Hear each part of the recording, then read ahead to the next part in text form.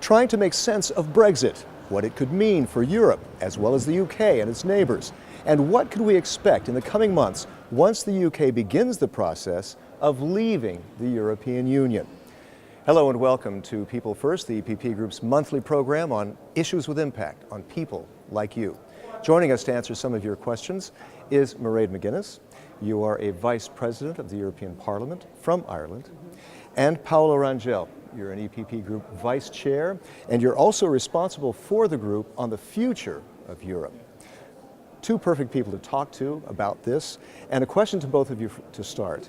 The election of Donald Trump as the US President. Now, he said the day before his election that his election would be Brexit plus.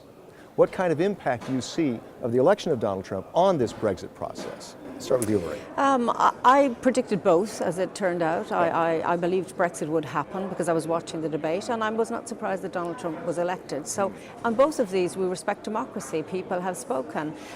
They're not linked, but there's a not dissimilar pattern behind some of the reasons why people voted as they did. Yeah. From our side here in the Parliament, we have to deal with Brexit. Yeah. So what does it mean for you? Separate from the US. I mean, very clearly what it means for me is my constituency borders Northern Ireland, which post-Brexit will be the external border with the European Union. So at the moment we can travel freely on the island of Ireland.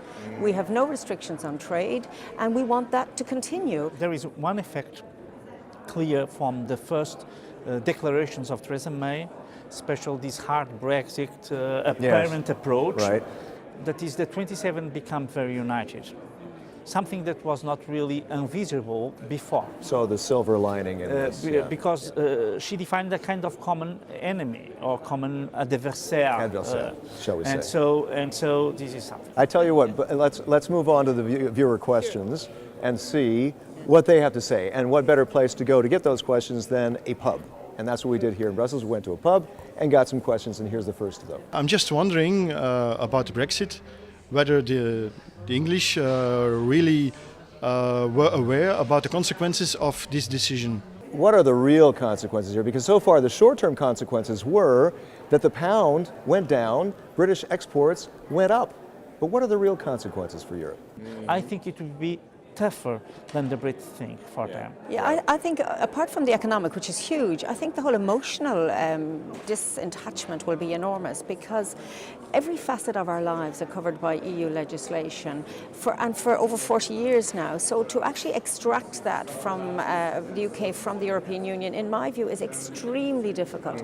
And also there are UK citizens living in Spain and Ireland, there are EU citizens living in the United Kingdom. We have many issues to deal with. And I don't think it's a question, it's a good question, what, do they understand? But regardless, we have an outcome. So I think we're only going to see, as you're trying to say there very well, Paulo, that the real economic consequences and other consequences will only begin to flow when deep analysis is carried out. And whether we will have time in 2 years to actually draw up a withdrawal agreement is the concern that I would have. That is a big question. Let's move on to an existential question here. Let's listen to that one. I was wondering if the European project will fall once the Brexit will be executed, because as we are living in a smaller country, we strongly believe in the European project, and it would be a drama for us if this project would disappear. How much of a drama would that be for Ireland? Your constituency is on the border with Northern Ireland. Well, I mean, there's a drama already because we're being impacted because of the vote. You've mentioned the currency, but I mean, the question there is a much bigger one about can the European Union survive the exit of the United Kingdom? Will it? And I think that is a question for the EU 27. I believe it will and it can, but it does require us to be very strong. Interesting that that gentleman talks about how important it is for small member states. From an Irish perspective, I believe we became fully independent and equal when we joined the European Union, and we joined with the United Kingdom. We had a very different relationship with them in the past. We have a better relationship with them now because of the EU. Strengthened by it. So it's up to the European Union of 27. And I think a lot of this also has to do with the economy, how the economy is working. Here's a question on that. I just want to know what the impact is of the Brexit for the tourism in Flanders. Okay, a local question, but we can broaden that to the EU. What will the economic impact be on the EU by Brexit? Both parts will lose something. So Brexit will have an impact in European economy will have an impact in UK. The Brexit also will have an impact in UK. I think the impact will be more negative in UK than in Europe. Why? But because they depend too much on our economy and they represent less than we represent to them. So Europe is very important for them. What about Ireland? Because you are bordering the UK. You're joined at the hip, literally. Yeah, we are joined at the hip, which is why we're probably joined at the same time. But to that the question and to your question, we will be very concerned around trade flows, because particularly for the island of Ireland, but the broader trade with the United Kingdom generally, because we're near neighbours, we trade with them, but they with us. So you're going to take a hit. We don't know. I mean, that's a question that we cannot answer. But clearly, the status quo will not be maintained. And I believe that anything less than the status quo is less beneficial to all of us. Okay, let me move on, because I know you guys got to go to meetings and we have so many things to cover, but youth. Let's talk about youth. Here we go. I understood that it's mainly the elder people in England or Britain that voted for the Brexit. So they have voted for something that might have an effect on the youth that will pay their pension. So how will the future be of these younger Brits that couldn't vote, in fact? Well, people have talked about that irony. What about that? And also for Irish youth as well. It is interesting as you go around. Even my own constituency, there is more idealism about Europe amongst younger people. They don't always come out to vote in European elections, which is troubling. I think there's more anxiety amongst the older generation. Maybe they've seen so much change that they're fearful. You cannot ignore their pain or their fear. And yes, there is a point about that their decision impacts on others who are younger.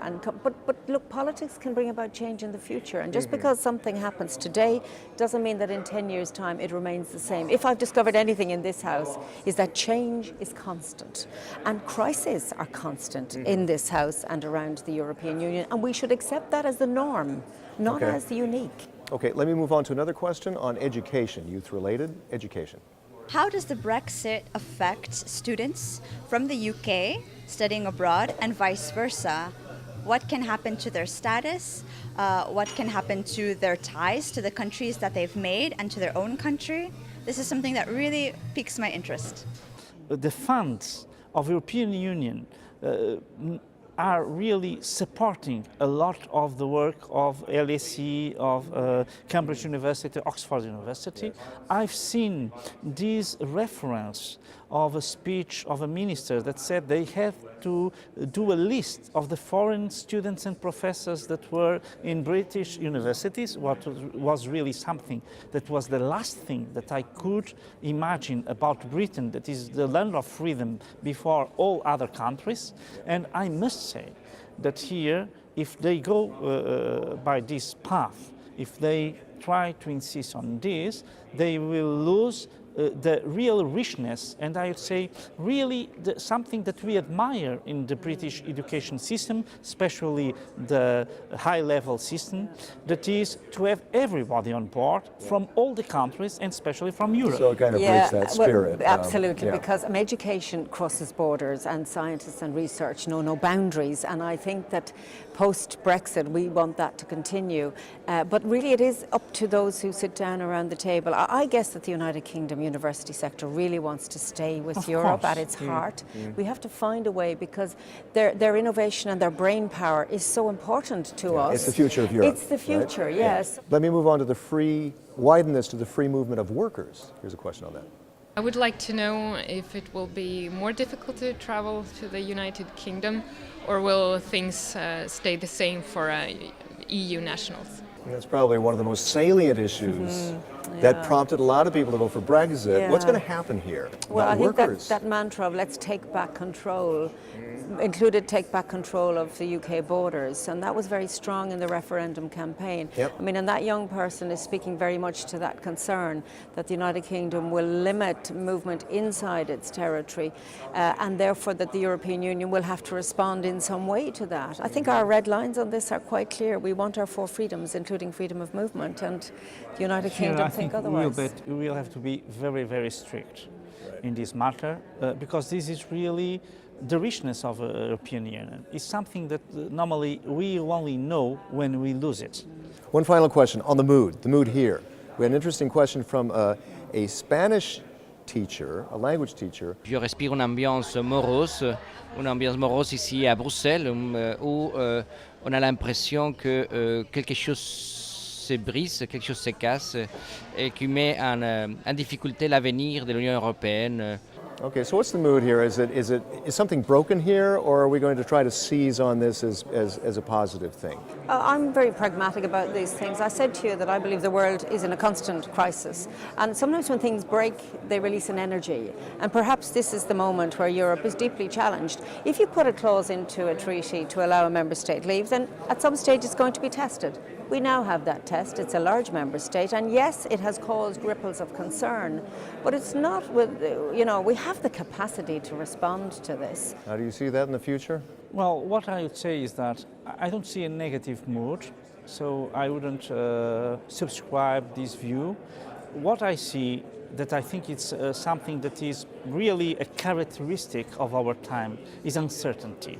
That's our job. That's the challenge for us, not to cause alarm or concern. Listen, respect, and get on with the job. And get on with the job. Mairead McGuinness, Paulo Rangel, thank you very much for joining us. Thank you. That's it for now on People First. Find out more about the activities of the largest political force in Parliament by checking eppgroup.eu. Until next time, thanks for watching.